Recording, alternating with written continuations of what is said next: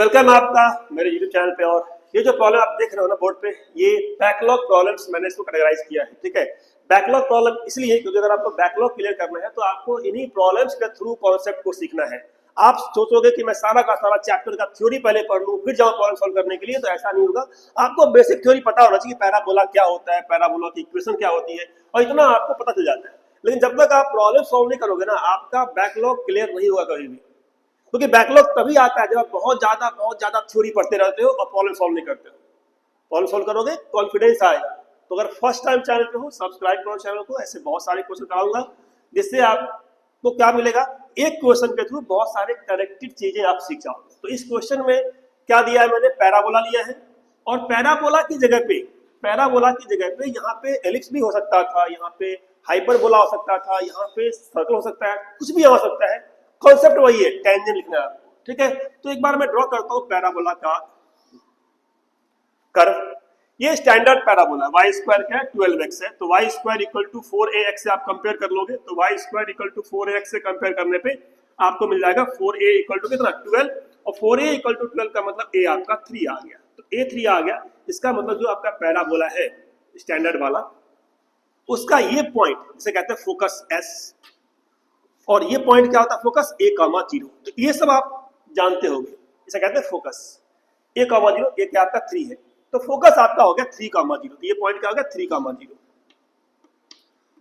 ये जो पॉइंट है ना, जहां से पैराबोला टर्न ले रहा है, मतलब ऊपर और नीचे वाला पार्ट जहां से डिवाइड हो रहा है, ऐसे कह सकते हो आप। ठीक है, इसे कहते हैं वर्टेक्स। ये आपका होता है एक्स एक्सिस, ये आपका है वाई एक्सिस। तो वर्टेक्स वाला पॉइंट क्या हो गया, तो वाई स्क्वायर 12x के लिए वर्टेक्स क्या होता है 0,0। ये आपका वर्टेक्स हो गया 0,0। ये भी आप जानते होंगे। वर्टेक्स से जितना आगे फोकस है उतने ही पीछे एक लाइन होती है जिसे कहते हैं डायरेक्ट्रिक्स। क्या बोलते हैं इसको, डायरेक्ट्रिक्स। क्या आप सोच सकते हो इसका इक्वेशन क्या होगा, जितना यहां से आगे है फोकस उतना ही यहां से पीछे डायरेक्ट्रिक्स। ये क्या फोकस है आपका, क्या फोकस बोलते हैं इसको।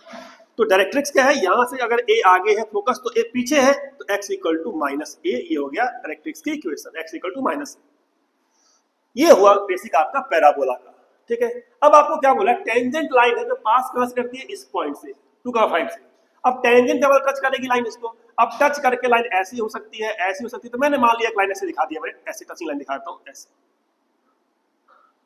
टच निकल की लाइन। ठीक है ना, तो पैराबोला को टचिंग लाइन को बोलते हैं टेंजेंट। ये आपका टेंजेंट हो गया।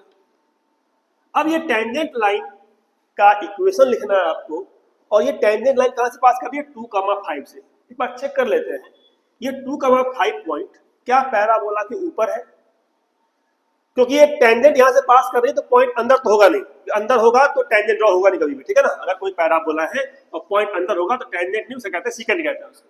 तो टेंजेंट बोलने का मतलब या तो 0.25 इसके ऊपर होगा, कर्व के ऊपर होगा, या बाहर होगा। तो टेंजेंट जब लिखते हैं हम लोग तो हमें जानना पड़ता है कि जो पॉइंट दिया हुआ है वो कर्व के ऊपर है, टेंजेंट ऐसे है। सिचुएशन दिया है आपको 2,5, या सिचुएशन कुछ ऐसा है कि पॉइंट बाहर है पैराबोला के, इधर 2,5। तो अगर ऐसा होगा तो कुछ और तरीका है लिखने का, ऐसा होगा तो कुछ और तरीका लिखने का है। ठीक है ना, तो पहले ये चेक करते हैं कि 2,5 कहां पे है, पैराबोला के ऊपर है या उसके बाहर है। तो अगर ये ऊपर होगा पैराबोला के, तो पैराबोला के इक्वेशन को सेटिस्फाई करेगा। तो चेक कर लेते हैं सेटिस्फाई कर रहा है या नहीं कर रहा है। तो 2,5 पॉइंट आपका है y square equal to 12x है। अगर मैं यहां पुट करता हूं, ठीक है, तो x आपका 2 है, y आपका 5 है, तो 5 का स्क्वायर इक्वल टू 12 इंटू में 2, दे आर नॉट इक्वल। 25 है, 25 है और 24 है, नॉट इक्वल। इसका मतलब जो पॉइंट है वो पैराबोला के ऊपर नहीं है, इसका मतलब पॉइंट बाहर है। तो यहां मान लेता हूं मैं 2, ये पॉइंट 3 था नहीं, ये था 3,0, तो यहां मान लेता हूं 2,5। ये मान लिया मैंने 2,5। तो ये पॉइंट आपका दिया है 2,5 जहां से टेंजेंट पास करती है। ठीक है, 2,5 से टेंजेंट पास करती है। आपको इस लाइन की इक्वेशन निकालनी है। आपको पता है कि लाइन का इक्वेशन क्या होता है, y equal to mx plus c। अब आपको इस लाइन को बोलते हैं स्लोप इंटरसेक्ट फॉर्म बोलते हैं।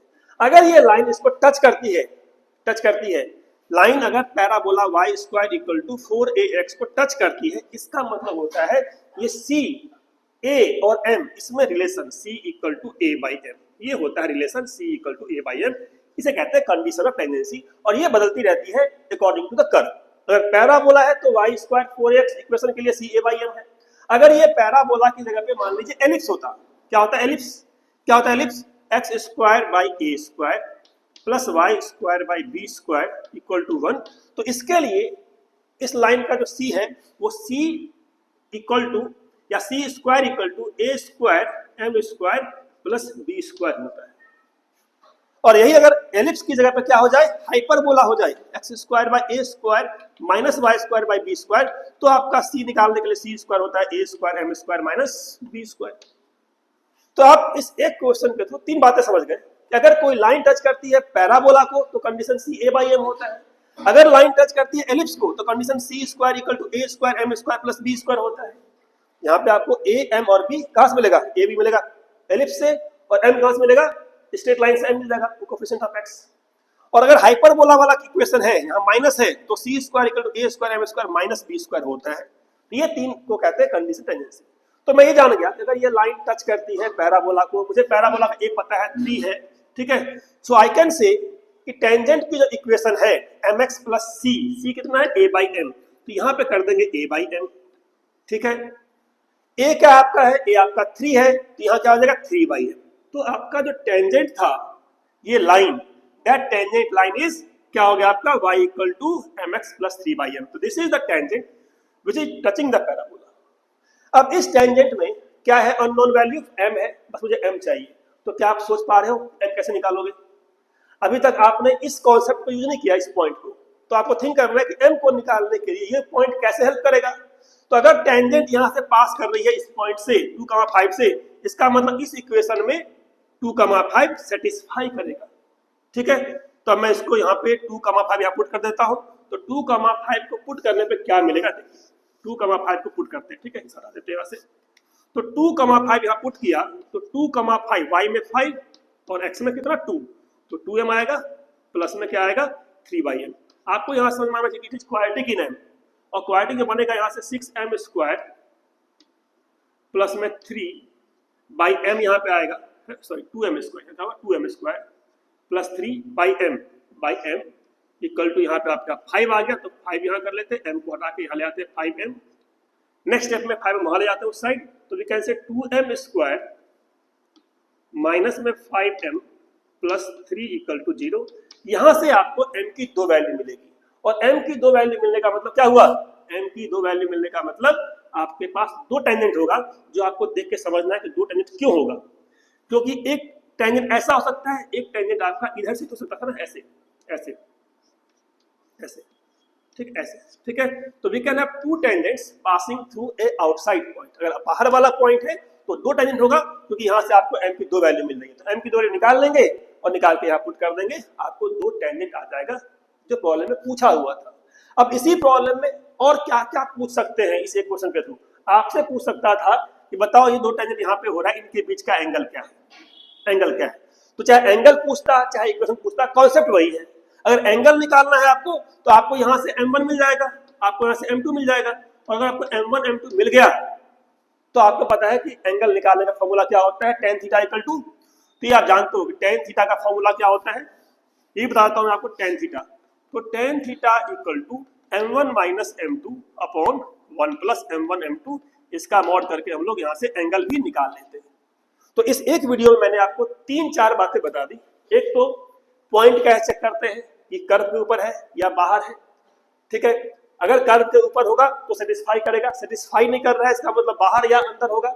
अब बाहर होगा अंदर होगा वो अलग से टॉपिक है, वो बात किसी और वीडियो में करेंगे। फिलहाल आप ये समझ गए कि अंदर नहीं होगा, क्यों, क्योंकि टेंजेंट ड्रॉ है। अंदर होगा टेंजेंट ड्रॉ कर ही नहीं पाएंगे, तो पॉइंट बाहर था क्योंकि इक्वेशन को सेटिस्फाई नहीं कर रहा था। अब अगर पॉइंट बाहर होगा तो 2 टेंजेंट होंगे, 2 टेंजेंट के लिए आप इक्वेशन कैसे होंगे, तो y equal to mx plus यहाँ पे क्या था, c की जगह पे क्या आपका a आ गया, ठीक है, a आ गया। तो c equal to a by m, this is the condition of tangency, सीख गए आप। पैराबोला के लिए a बाई एम है, एलिप्स के लिए a वाला है, हाइपरबोला के लिए a वाला है, सीख गए आप। टेंजेंट लिखने के बाद टेंजेंट पास कहां से कर रही थी, 2,5 से पास कर रही थी, तो 2,5 पुट कर दिया कहां पे, इसमें पुट कर दिया x में 2 और y में 5।